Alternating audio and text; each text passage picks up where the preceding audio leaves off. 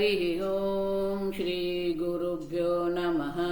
हरिः ओम। ॐ भद्रं कर्णेभिः शृणुयाम देवाः, भद्रं पश्येमाक्षवीर्यजत्राः, स्थिरैरङ्गैः स्तुष्टुवागुंसस्तनूभिः व्यशेम देवहितं यदायुः। स्वस्ति न इन्द्रो वृद्धश्रवाः, स्वस्ति नः पूषा विश्ववेदाः, स्वस्ति नस्तार्क्ष्यो अरिष्टनेमिः, स्वस्ति नो बृहस्पतिर्दधातु। ॐ शान्ति शान्ति शान्तिः। ॐ सहना भवतु, सहनौ भुनक्तु, सह वीर्यं करवावहै, तेजस्विनावधीतमस्तु मा विद्विषावहै। ॐ शान्ति शान्ति शान्तिः। सदाशिवसमारम्भां शङ्कराचार्यमध्यमाम् अस्मदाचार्यपर्यन्तां वन्दे गुरुपरम्पराम्। श्रुतिस्मृतिपुराणानाम् आलयं करुणालयं नमामि भगवत्पादं शङ्करं लोकशङ्करं। शङ्करं शङ्कराचार्यं केशवं बादरायणं सूत्रभाष्यकृतौ वन्दे भगवन्तौ पुनः पुनः। ईश्वरो गुरुरात्मेति मूर्तिभेदविभागिने व्योमवद्व्याप्तदेहाय दक्षिणामूर्तये नमः। निधये सर्वविद्यानां विषजे भवरोगिणां गुरवे सर्वलोकानां दक्षिणामूर्तये नमः। ॐ नमः प्रणवार्थाय शुद्धज्ञानैकमूर्तये निर्मलाय प्रशान्ताय दक्षिणामूर्तये नमः।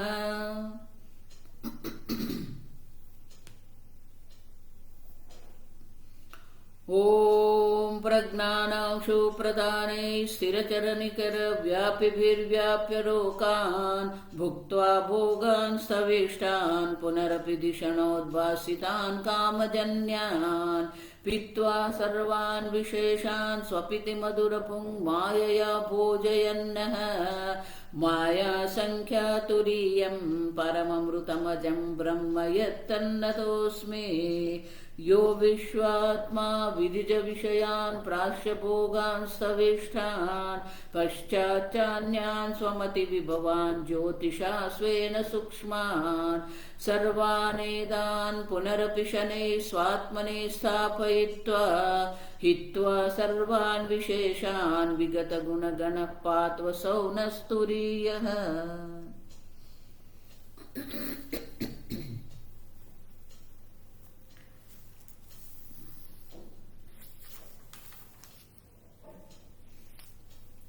गीता प्रेस पाना नंबर 158 158 कारिका 25। संभूतेरपवादाच्च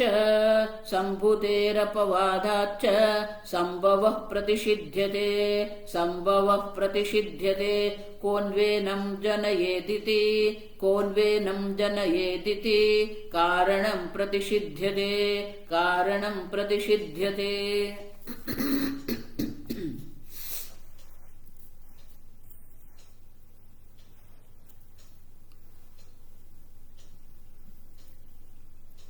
संभूत वेद दृष्टे है मिथ्यात्वे हेतु अनंतरम आह। ये द्वैत जगत जो है, सृष्टि जिसको हम कहते हैं, वो सृष्टि के मिथ्यात्व के लिए गौड़पादाचार्य जी एक और हेतु कारण देते हैं। क्या है? संभूते है सम्यक भूति ऐश्वर्यम यस्याः साः संभूति देवता हिरण्यगर्भाख्या। आनंदगिरी महाराज कहते हैं संभूति ही मानी क्या है? ये ईशावास्य उपनिषद का मंत्र है। तो अंधम तमा प्रविशन्ति भाष्य में देखेंगे हम।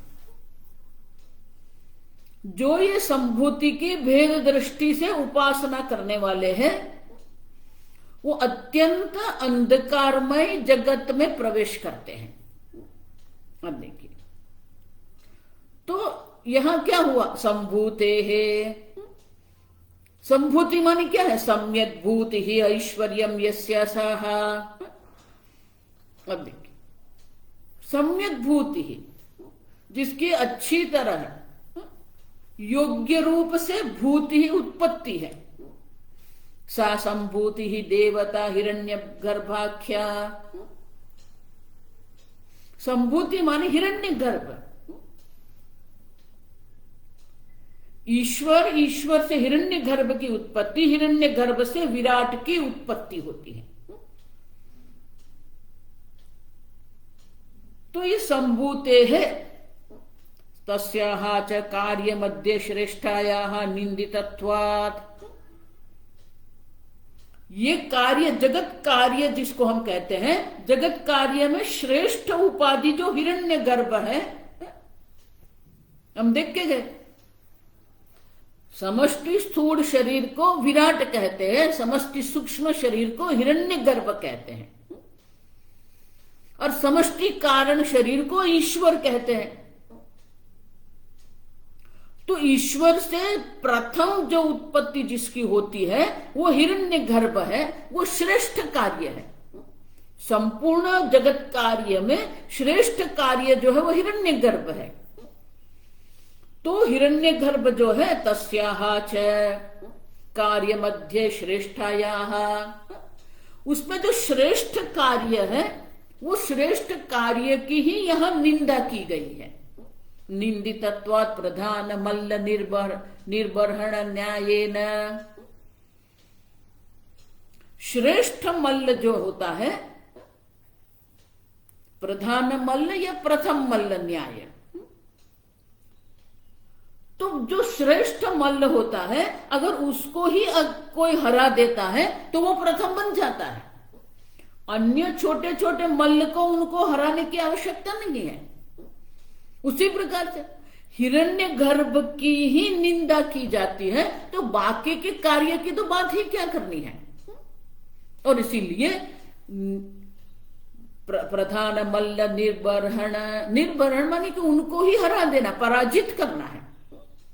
संभव शब्दितम कार्यमेव निषिध्यते।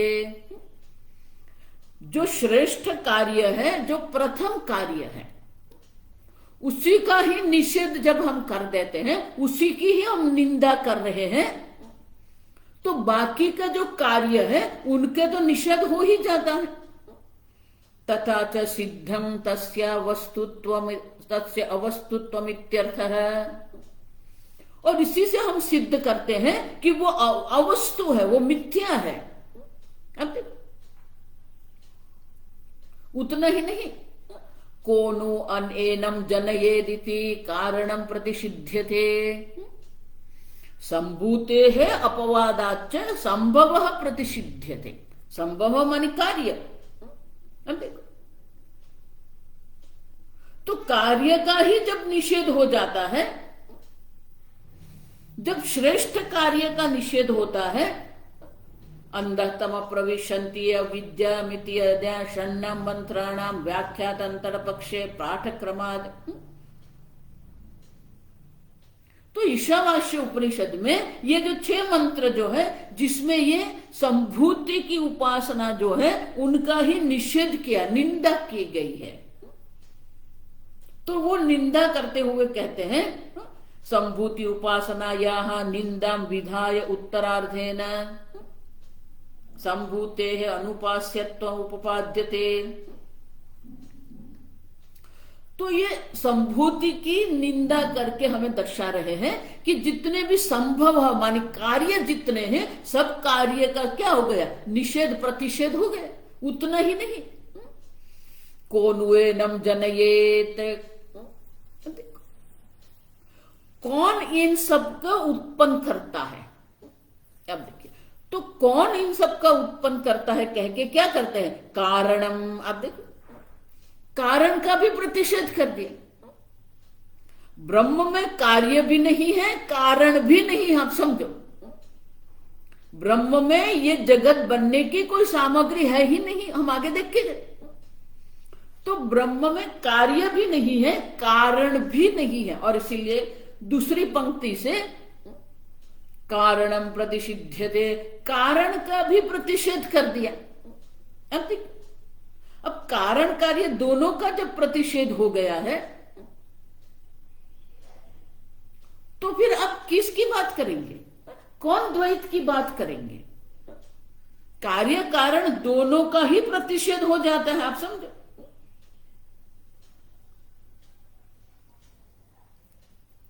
और इसीलिए ये जो ईशावास्य उपनिषद के जो मंत्र है, वो मंत्र के द्वारा भी कार्य जगत का भी निषेध किया गया है, कारण का भी निषेध किया गया है। तो ये 6 मंत्र है, आप समझो ठीक से। इत्यादि न षण मंत्राणाम व्याख्यातार पक्षे पाठक्रमाद अर्थक्रमः बलियानीति न्यायेन। पाठक्रम माने कि एक मंत्र के बाद दूसरा मंत्र, दूसरे के बाद तीसरा मंत्र, ये पाठ का क्रम है। लेकिन पाठ के क्रम से भी वधु योग्य बलियान जो न्याय है उसमें क्या है? अर्थ का महत्व है, आप समझो। तो अर्थ क्रम से हमें दर्शाते हैं। तो अंधम तमः प्रविशन्ति ये संभूति ही इत्यादयः त्रयः मंत्रः पूर्वं व्याख्येयाः। अब तो पहले क्या करते? संभूति उपासना निंदा विधाय उत्तरार्धेन संभूते अनुपास्यत्वम उपापद्यते। संभूति की जो उपासना है उनकी निंदा करके ही हमें कहते हैं कि संभूति जो है वो उपासना योग्य नहीं है।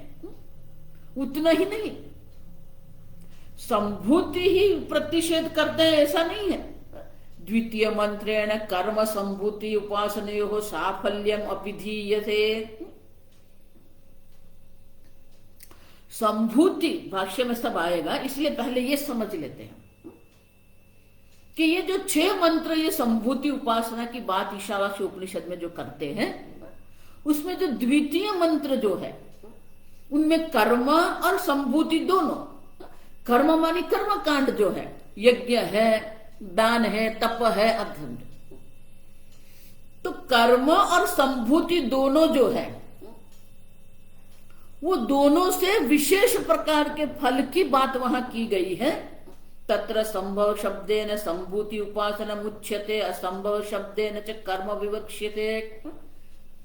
तो वहां संभव शब्द जो है, संभव शब्द के द्वारा संभूति उपासना की गई है, और असंभव शब्द ने कर्म की विवक्षा की, कर्म कहा गया है। अब देखो, तो पूर्व मंत्र अनुपात तस्य अग्रिम मंत्र प्रतिपाद्य समुच्चय उपेक्षितत्वम। तो वहां कहते हैं कि जो कर्म करता है उससे जो कर्म का फल प्राप्त होता है, उससे कर्म और उपासना का जो समुच्चय करता है, कर्म के साथ साथ जो उपासना भी कर रहा है, उनको विशेष प्रकार के फल की प्राप्ति होती है। अब देखिए,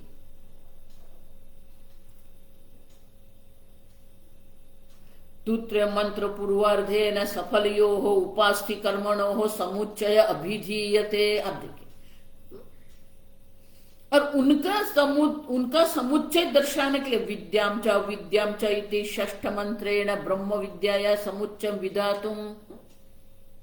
और फिर छठे मंत्र में कहते हैं विद्याम च अविद्याम च। तो वहां ब्रह्म विद्या और कर्म का समुच्चय की बात करते हैं। तो वहां हमें ये संभूति की जो कर्म जो है वो कर्म की निंदा की बात करके कहते हैं कि ब्रह्म विद्या जो है, ब्रह्म विद्या का किसी से भी कभी किसी प्रकार से भी समुच्चय संभव नहीं है। कर्म और उपासना का समुच्चय है, लेकिन कर्म जो अविद्या है और ब्रह्म विद्या दोनों का जो समुच्चय है वो समुच्चय कभी संभव नहीं है। आप समझो। और इस प्रकार से तो श्रुति माता वहां पर दोनों की निंदा, विद्या मानी उपासना, अविद्या मानी कर्म। अब देखिए, दोनों की निंदा कर रही है। तो निंदा क्यों कर रही है? क्योंकि उसकी निंदा के द्वारा ही श्रुति हमें समझ आ रही है कि कार्य और कारण दोनों से जो पर ब्रह्म है उनका चिंतन हमें करना है। और इसीलिए ये श्रुति माता स्वयं गौड़पादाचार्य जी कहते हैं, मैं नहीं कह रहा संभूते है अपवादाच, संभूति की भी निंदा की गई है। तो संभूति की निंदा के द्वारा कार्य का निषेध किया गया है और कौन उसे उत्पन्न करने वाला है ये प्रश्न करके कारण का भी प्रतिषेध कर दिया है। और इस प्रकार से श्रुति माता स्वयं जो सृष्टि क्रिया कहने वाली जो है, सृष्टि प्रक्रिया का प्रतिपादन करने वाली जो श्रुति है, वही श्रुति ये कार्य और कारण दोनों का प्रतिषेध करते, माने कि उनकी सत्यता का निषेध करती है। अब समझो, अब कार्य कारण ही नहीं रहा तो द्वैत कहां रहेगा? अब समझो, तो जो सिद्ध होता है वो तो अद्वैत ही है। ईशावास्य इदगुम सर्वम। अब समझो, यहां जो कुछ है वो ईश्वर मात्र है। आप समझो, एक अद्वितीय ईश्वर मात्र है, उससे अन्य कुछ है ही नहीं। आप समझो, भाष्य पढ़ेंगे। अंधम तमः अंधं तमः प्रविशन्ति प्रविशन्ति ये संभूतिम उपासते ये संभूतिम उपासते इति संभूतेः उपासत्व उपास्यत्व अपवादात् अपवादात् संभवः प्रतिषिध्यते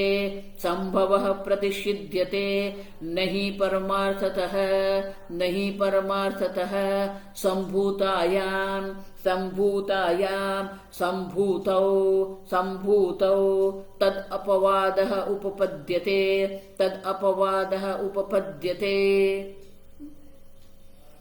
शंकराचार्य जी कहते हैं कि ये जो ईशावास्य उपनिषद का जो मंत्र है, अंधम तम प्रविशन्ति ये संभूतिम उपासते, जो संभूति, जो हिरण्यगर्भ की उपासना करने वाले हैं, वो तो अंधकार में ही प्रवेश करेंगे। तमः अंधम तमः माने कि तमो घोर जगत में ही उनका प्रवेश होगा। अत्यंत घोर अंधकार में उनका प्रवेश होता है। उस प्रकार से क्या गया? संभूते है उपासत्व अपवादात। तो संभूति है, वो संभूति की निंदा ही की गई है। तो संभूति की जब निंदा की जाती है तो संभूति की निंदा के द्वारा क्या हो गया? संभवः प्रतिषिध्यते।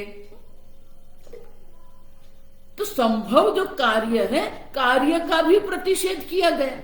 अब देखिए, नहीं परमार्थ संभूतायाः संभूतौ तद अपवादः उपपद्यते।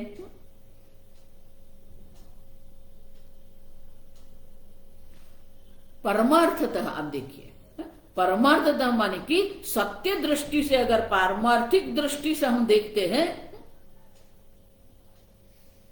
संभूतायाम, संभूतायाम माने कि जिसकी उत्पत्ति हुई है, कार्यजात जो है, संभूतौ तद अपवाद है, उसी का ही हम अपवाद, उसी की ही हम निंदा कर रहे हैं।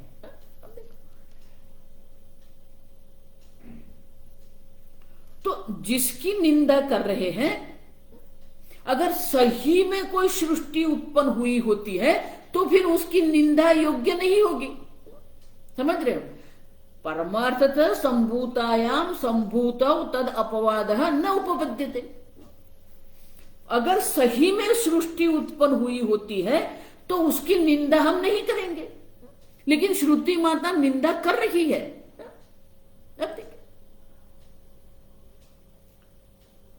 जो सृष्टि सत्य सृष्टि अगर होगी तो उसकी निंदा करना योग्य नहीं होगा, लेकिन उसकी निंदा श्रुति माता स्वयं ही कर रही है, और इसलिए उसकी कोई पारमार्थिकता माने कि उनकी कोई वास्तविकता नहीं है। तो ये प्रश्न एक उठाता है, ननु ननु विनाशेन संभूतेः विनाशेन संभूतेः समुच्चय विध्यर्थः समुच्चय विध्यर्थः संभूति अपवादः संभूति अपवादः।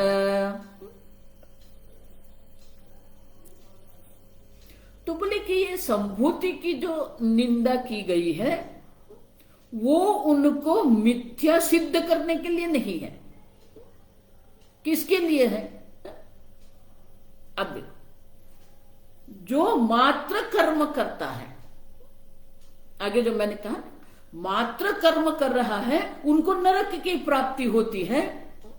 लेकिन अगर कर्म के साथ अगर वो उपासना को भी जोड़ देता है तो उनको विशेष कर्म का विशेष फल की प्राप्ति होती है। और इसीलिए और उसी प्रकार से मात्र उपासना कर रहा है और कर्म का अनुष्ठान नहीं कर रहा है तो भी उनको विशेष प्रकार की फल की प्राप्ति नहीं होती है।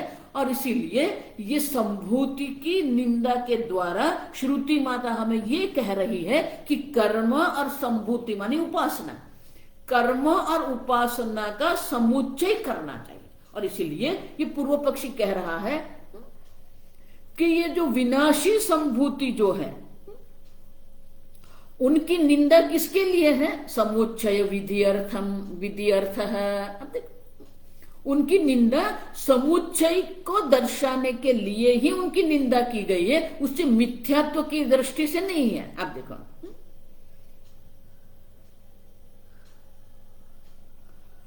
अब तो बोले ऐसा क्यों कहते हो? सर्वमेव संभव शब्दितम कार्य मात्रम संभूते है अपवादेपि तस्मिन मिथ्यात्व नियम अभावात। बोले कि संभूति उपासना की निंदा करके उसको मिथ्यात्व सिद्ध करते, ऐसा नियम कहां पर है? आप अपना एक नियम बना देते हैं कि संभूति की निंदा की गई है और इसलिए ये कार्य जगत जो है वो मिथ्या है। तो पूर्व पक्षी कह रहा है कि ऐसा कोई नियम नहीं है। अब सुन, निंदा करके मिथ्यात्व सिद्ध नहीं होता है। कार्य मात्र से मिथ्यात्वम शक्यम प्रतिज्ञातम। बोले कि कार्य का मिथ्यात्व है लेकिन संभूति उपासना जो है उनके द्वारा मिथ्यात्व नहीं है, कार्य मिथ्या है। आप समझो, मिथ्यात्वम शक्यम। तो बोले नहीं, क्यों? अगर सही में संभूताया माने कि सही में कार्य जगत जो है,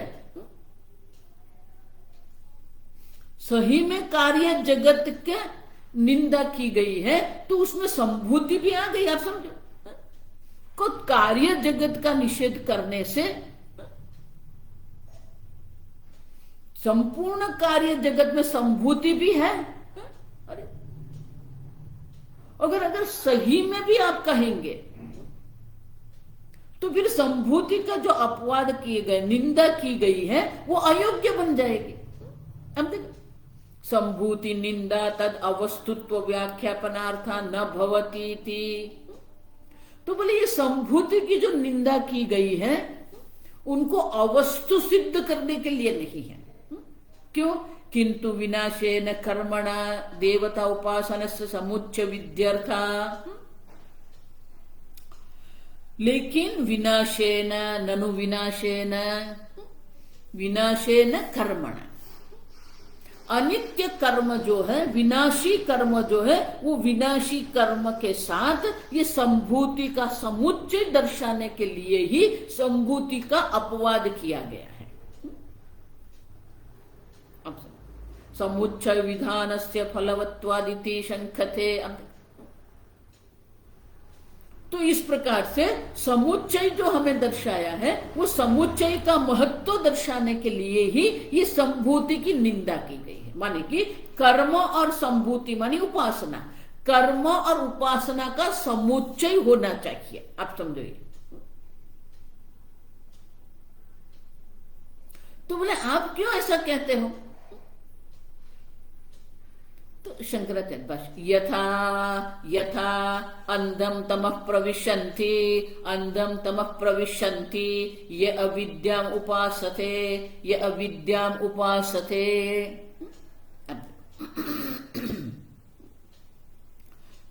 तो बोले वही वहां मंत्र में कहते हैं जो अविद्या माने कि जो मात्र कर्म का अनुष्ठान करने वाले हैं उनको घोर अंधकार में उनका प्रवेश होता है।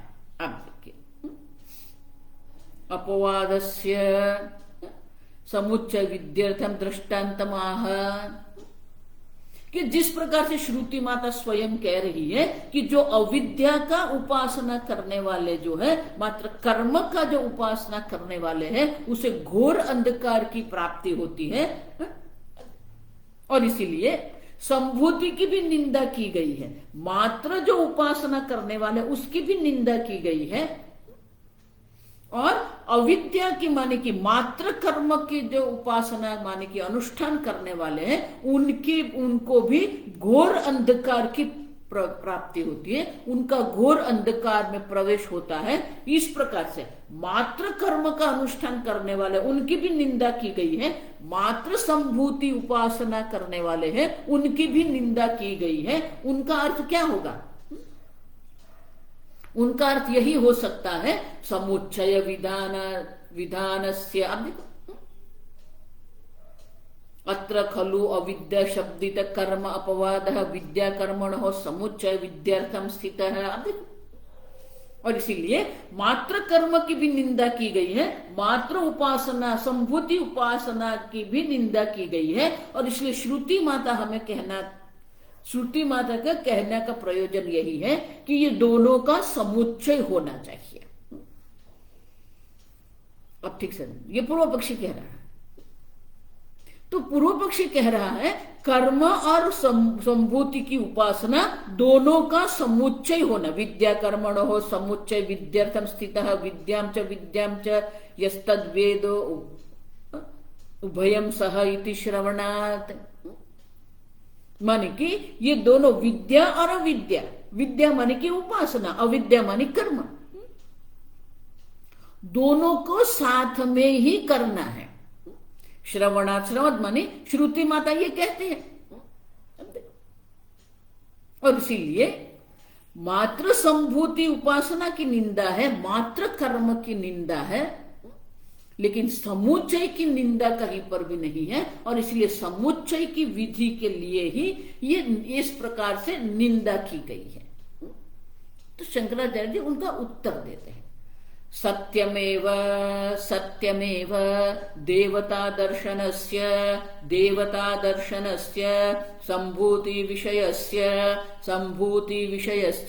विनाश शब्दवाच्यस्य च कर्मणः समुच्चय विधानार्थः संभूति अपवादः।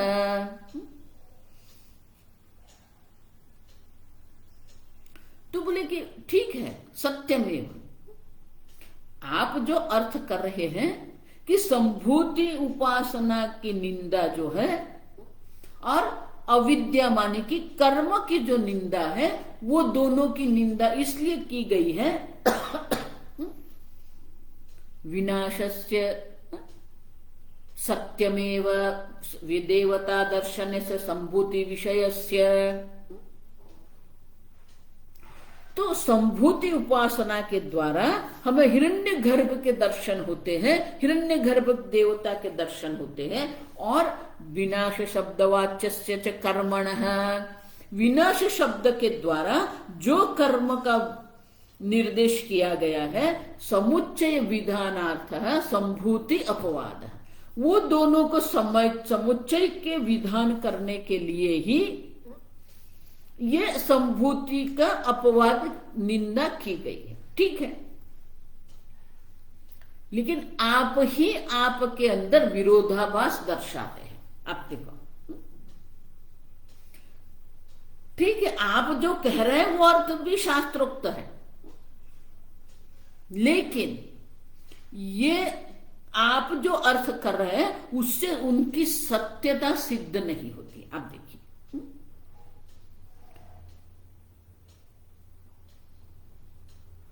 तर्हि संभूति अपवाद तदवस्तुत्व अख्यापक न भवति इति उक्तम स्थितमेव इति। आनंद गिरी महाराज कहते हैं कि ठीक है, संभूति के अपवाद उनकी अवस्तुत्व सिद्ध करने के लिए नहीं है, वो हम स्वीकार करते हैं, लेकिन समुच्चयस्य अविद्यावस्थायाम अवस्थित फलत्वाद तद अवस्तुत्वम। अगर आप कह रहे हैं कि संभूति की जो उपासना जो है और समुच्चय की जो आप बात कर रहे हैं, तो समुच्चय भी जो है उनका वो क्या है, समुच्चय से अविद्या अवस्थायाम एव। अब देखो, जो समुच्चय की आप बात कर रहे हैं वो समुच्चय भी कहां है, अविद्यावस्थायाम एव। अविद्यावस्था में ही ये कर्म और संभूति का समुच्चय है। उसमें विद्या जिसको कहते हैं या ब्रह्म विद्या जिसको कहते हैं उनका कोई संबंध ही नहीं है। और इसीलिए विद्याम च, अब देखो, स्थित फलत्वाद तद अवस्तुत्वम संभूत्यादेहे निंदाधीनम उक्तम। तो निंदा करके हम क्या कर रहे हैं, निंदा करके आप अगर कह रहे हैं कि वो उसकी मिथ्यात्व सिद्ध नहीं होता है, लेकिन उनका फलवत भी तो नहीं है ना। अब देखो, संभूति के अपवाद जो है, संभूति की अपवाद के द्वारा श्रुति माता अगर आप कह रहे हैं कि मिथ्यात्व सिद्ध नहीं होता है, तो उनका फल भी क्या है। अब कर्म और उपासना का समुच्चय करते हैं, लेकिन वो कर्म है, आप देखिए, और वो अविद्यावस्था में है। जो ब्रह्मविद है उनके लिए तो कोई कर्म भी नहीं है, उनके लिए कोई उपासना भी नहीं है। तो जो भी कर्म का विधान है या जो भी उपासना का विधान जो है, अब वो तो अविद्यावस्था में ही है ना। तो जब अविद्यावस्था में जो हम उपदेश कर रहे हैं उनकी वस्तुत्व आप कैसे सिद्ध करेंगे। अब समझो, जो अविद्यावस्था जो है उसी में ये कर्म उपासना के उपदेश विधान किया गया है, और इसीलिए उनकी वस्तुत्व सिद्ध नहीं होता है। आप कहेंगे उसका मिथ्यात्व सिद्ध नहीं होता है, हम कहते हैं कि उसका वस्तुत्व, वो पारमार्थिक है, वो भी तो सिद्ध नहीं होता है ना, क्योंकि विनाशी कर्म है। जब कर्म स्वयं विनाशी है तो विनाशी कर्म कभी अपने को सत्य सिद्ध नहीं कर सकता है। और विनाशी कर्म के साथ अगर आप संभूति उपासना को जोड़ देते हैं तो वो क्या वस्तु बन जाएगा, वो पारमार्थिक बन जाएगा, नहीं बनेगा। विनाशी कर्म के साथ अभी संभूति का आपने समुच्चय कर दिया है, उसके कारण उसकी वस्तुत्व सिद्ध नहीं होती। आप देखो, अब समझो। और इसलिए आगे शंकराचार्य वही कहते हैं, तथापि विनाशाख्यस्य कर्मणः विनाशाख्यस्य कर्मणः स्वाभाविक अज्ञान प्रवृत्ति रूपस्य मृत्योः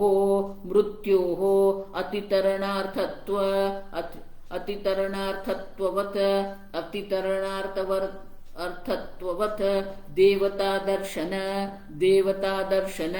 कर्म समुच्चयस्य पुरुष संस्कारार्थस्य कर्म फल राग प्रवृत्ति रूपस्य कर्म फल राग प्रवृत्ति रूपस्य साध्य साधन ऐषणाद्वय लक्षणस्य मृत्योः अतितरणार्थत्वम्।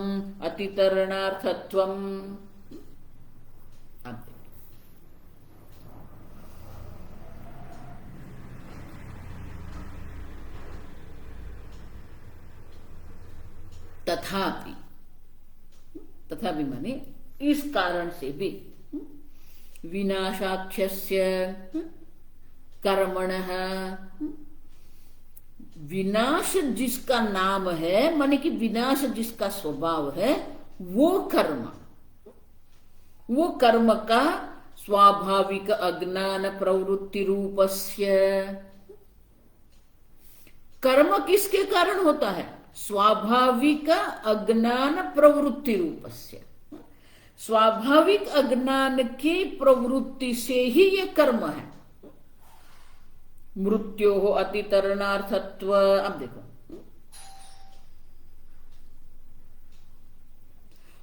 तो अगर आप कहेंगे कि ये जो कर्म जो है, अब देखो, तो कर्म किसके लिए है?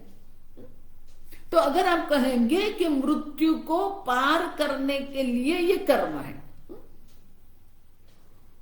अब देखिए, तो वो मृत्यु को पार कैसे कराते हैं? यथा अग्निहोत्रादे शास्त्रीय से कर्मणा अशास्त्रीय प्रवृत्ति रूप मृत्यु तरणार्थत्वम। देखो ये शास्त्रोक्त शब्द है। एक मिनट,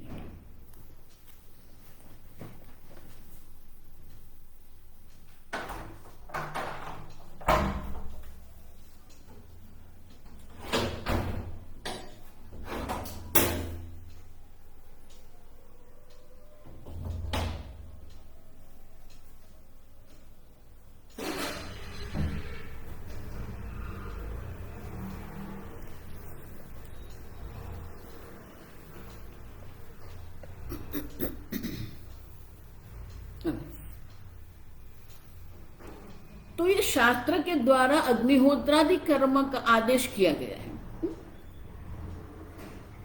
तो वो शास्त्रीय कर्म मानी धर्मयुक्त जो कर्म है, उनके द्वारा क्या होता है?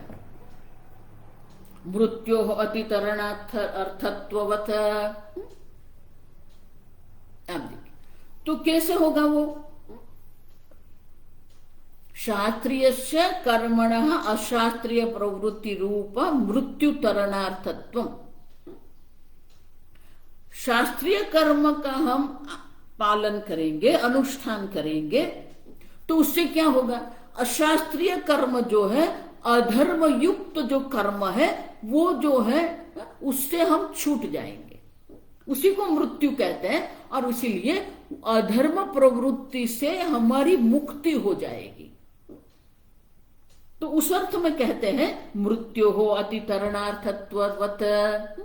तो जिस प्रकार से शास्त्रीय कर्म से हम धर्म का अनुष्ठान करने से अधर्म से हम मुक्त हो जाएंगे, जो अधर्म हमें मृत्यु की ओर, दुख की ओर ले जाता है। अधर्म जो है मृत्यु से हमें पार उतार, धर्म जो है वो मृत्यु रूपी अधर्म से हमें पार उतारता है। अब समझ, माने कि मृत्यु माने दुख है यहां पर। उसी प्रकार से तद्वत देवता दर्शन कर्म समुच्चयस्य।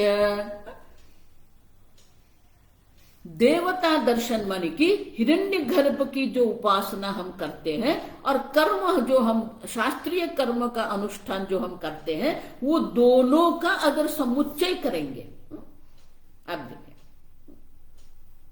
तथा साधनादेय एषणा रूप मृत्यु तरणार्थत्वं समुच्चयस्य वाच्यम।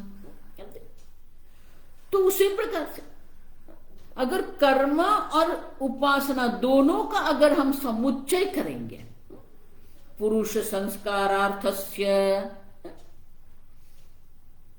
तो उससे पुरुष में संस्कार पड़ते हैं, और वो संस्कार के कारण क्या होता है?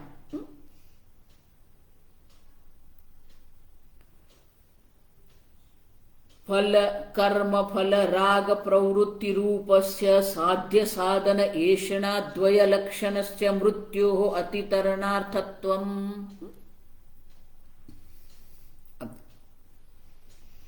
तो अगर हम कर्म के साथ साथ संभूति आदि देवता की उपासना पर जब हम करते हैं तो हमारे मन में वो पुरुषार्थ के संस्कार पड़ते हैं।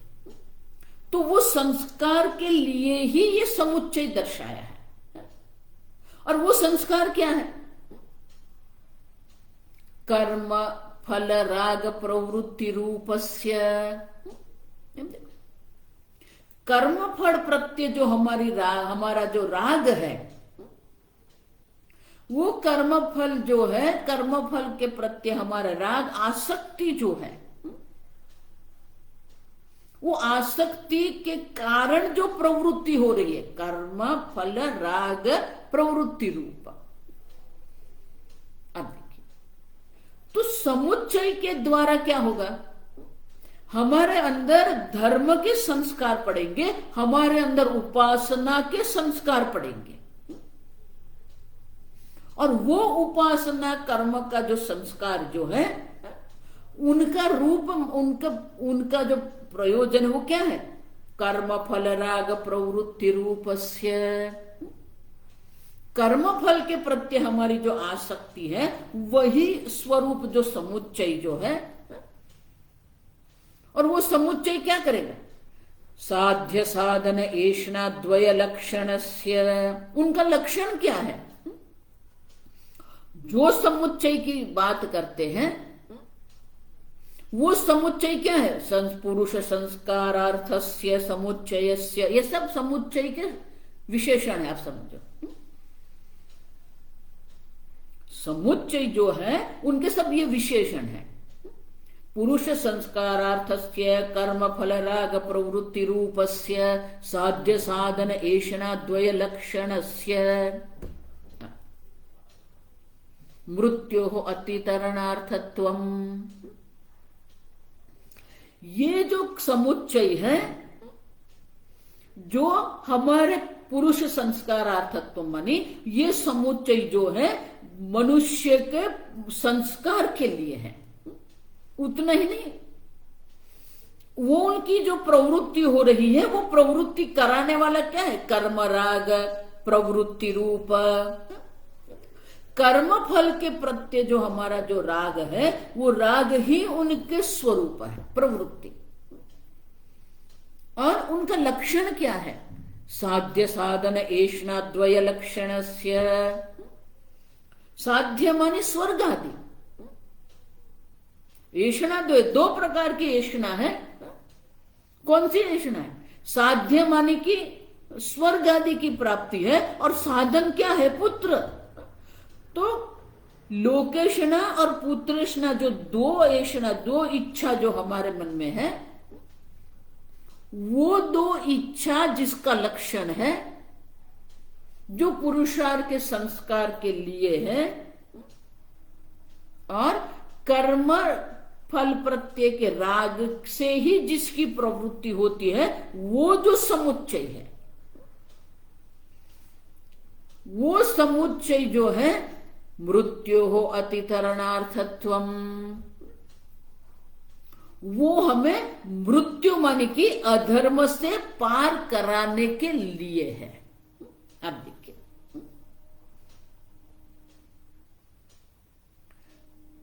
तो बोले आप ऐसा क्यों कहते हो? आप एक और कहते हो मृत्यु तरणार्थत्वे संस्कारार्थत्वं कथमिति। पुरुष संस्कार माने कि पुरुष जो व्यक्ति है, उनके अंदर ये संस्कार पड़ते हैं, कर्म के उपासना के संस्कार पड़ते हैं। तो एक और आप कह रहे हैं कि संस्कार के लिए ये समुच्चय है। देखो, आप ठीक से समझो, ये जगत में तीन वस्तु है। एक प्रकृति है, एक प्रकृत है, एक विकृत है, और एक संस्कृत है। आप पशु पक्षी वनस्पति ये सब प्रकृत है। उसको जिस प्रकार से बनाया गया है उसी प्रकार से वो करते हैं। सिंह सिंह के रूप में ही वर्तन करेगा, बिल्ली बिल्ली के रूप से ही वर्तन करेगी। वृक्ष जो है वो उनके जो प्रकृति है उनके रूप से ही वो चलेंगे। ये सब प्रकृति है, आप ठीक से समझिए। और वृक्ष पशु पक्षी आदि जो है उसमें कोई विकृति भी नहीं है, कोई संस्कृति भी नहीं है। लेकिन जो मनुष्य है, तो मनुष्य जो है, मनुष्य की भी अपनी प्रकृति है। कर्मण्येव तव अधिकार है, यह मनुष्य की प्रकृति है। मनुष्य को कर्म करने के लिए अधिकार मानी स्वतंत्रता है। वो कर्म कर सकता भी है, कर्म नहीं भी करेगा, और कर्म अन्य प्रकार से भी कर सकता है।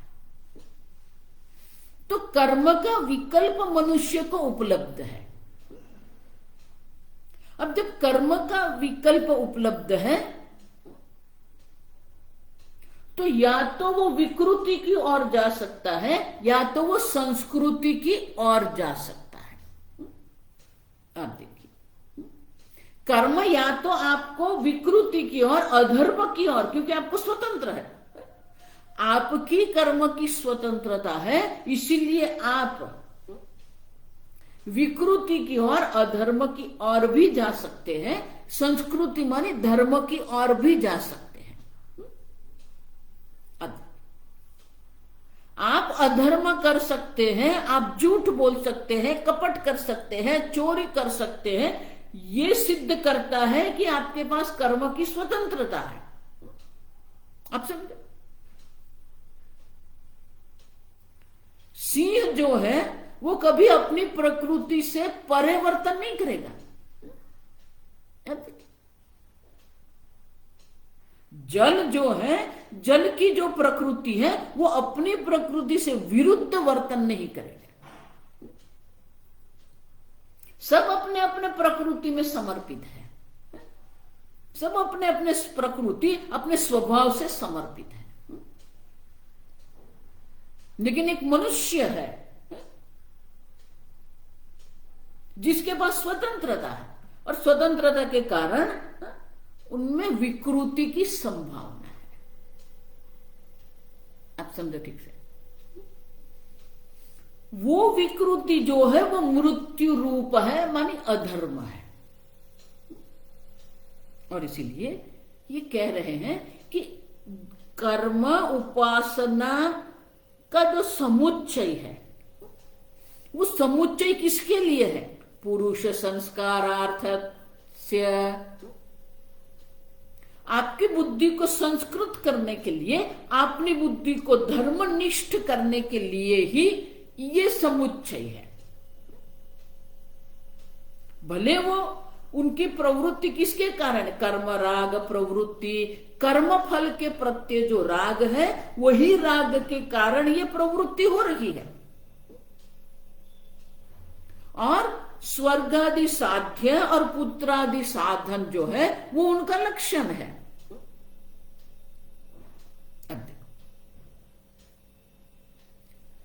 तो वो जो है किसके लिए है? मृत्यु हो, विकृति, आप देखो, तो वो उनके जो अधर्म की ओर जो प्रवृत्ति होती है, विकृति की ओर जो जा सकते हैं, वहां से उनको पार उतारने के लिए ही ये समुच्चय का आदेश है।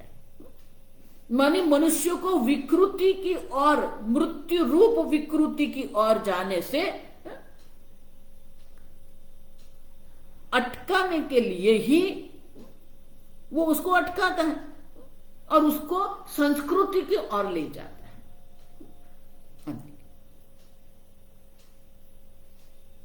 और इसीलिए कामाचार, कामवाद, आप देखो,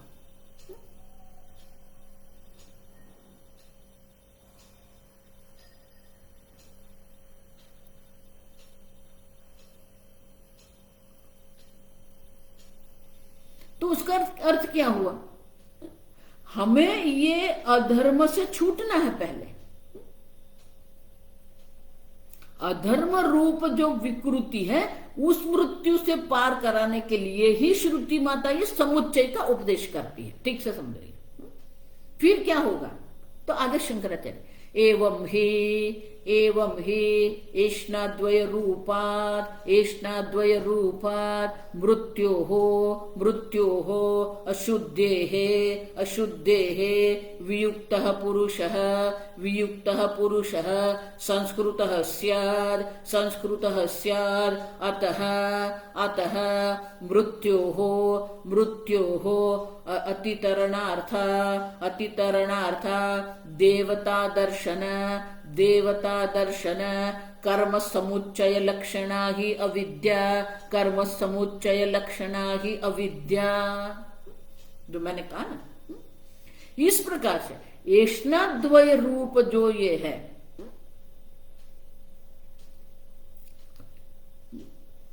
तो एष्णाद्वय के कारण जो मृत्यु अशुद्धे है वियुक्तः पुरुषः संस्कृतः स्यात्।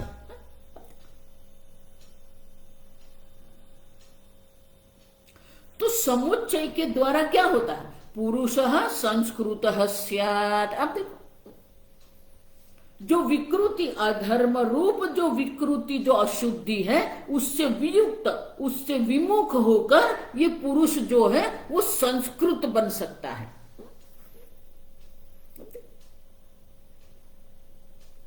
तो अगर पुरुष को संस्कृत करना है तो ये समुच्चय आवश्यक है। और ये जो एष्णाद्वय जो है, ये एष्णाद्वय जो है वो एष्णाद्वय जो है वही मृत्यु है, क्योंकि इच्छा ही हमें क्या है, विकृति की ओर ले जाती है। जो विकृति जो है वो विकृति कहां से आती है, इच्छा से ही आती है। अब देखिए शंकराचार्य जी इसीलिए गीता भाष्य में कहते हैं कामेन प्रेरितः जंतुः पापम करोति। अब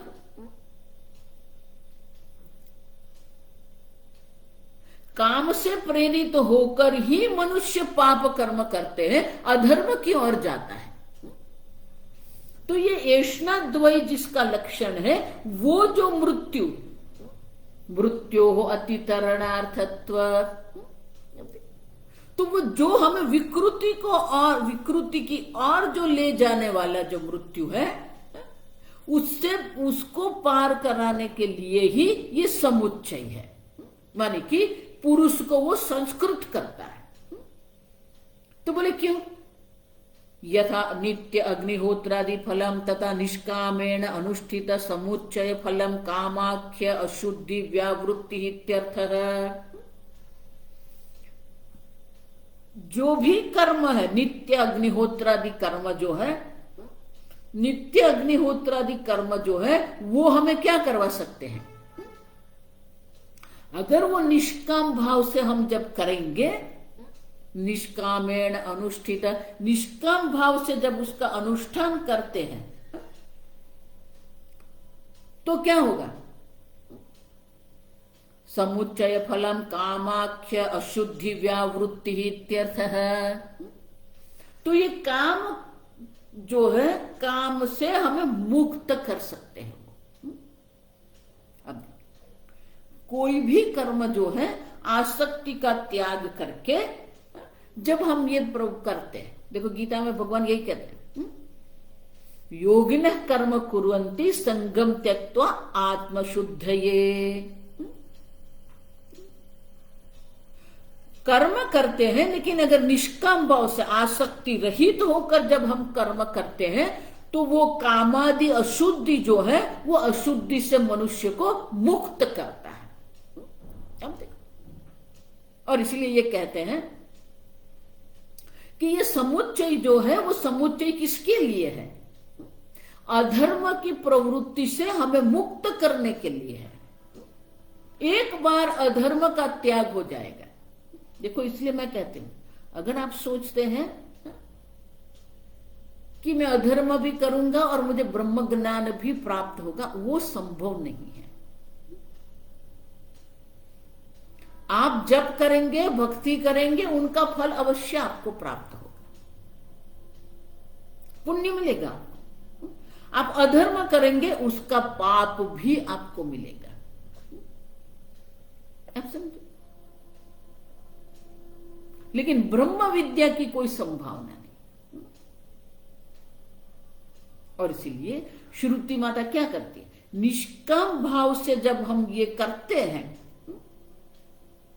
तो क्या होगा, मृत्यु अतितरणार्थ, मन की ये पुरुष को संस्कृत करता है। हमारी बुद्धि में जो भी ये काम रूपी अशुद्धि पड़ी हुई है, राग द्वेष रूपी अशुद्धि जो हमारे मन में पड़ी हुई है, वो अशुद्धि से हम मुक्त हो जाते हैं। और इसीलिए संस्कार है। तो ये कर्म और उपासना का जो समुच्चय जो है वो मनुष्य के बुद्धि को संस्कृत करने के लिए है। लेकिन वो बुद्धि भी संस्कृत कब होती है, निष्कामेण अनुष्ठित। सकाम भाव से अगर आप करेंगे तो आपको विशेष प्रकार के फल की प्राप्ति होगी।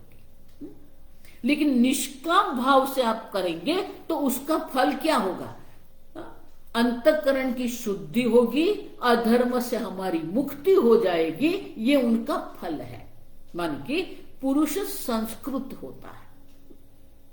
और तो ये समुच्चय हमें विकृति से मुक्त करके विकृति रूप मृत्यु को पार कराने के लिए ही ये समुच्चय के संस्कार है। और एक बार मनुष्य संस्कृत हो गया, धर्मनिष्ठ हो जाता है, तो उसके मन में वैराग्य भी अवश्य उत्पन्न होता है। और इसीलिए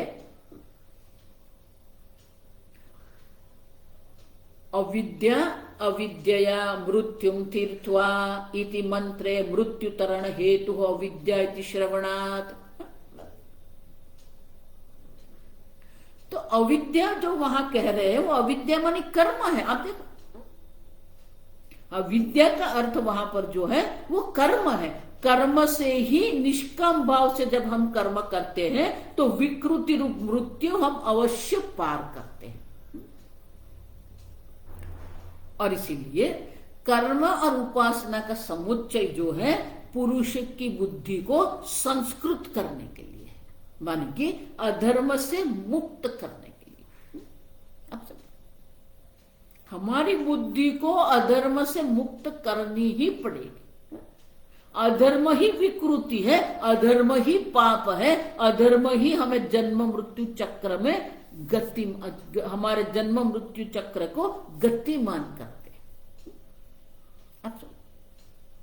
तो धर्म का आदेश जो है, कर्म समुच्चय का विधान जो है, हमारी बुद्धि को संस्कृत करने के लिए। आगे शंकराचार्य जी उसी को समझाते हैं, वो कल देखेंगे।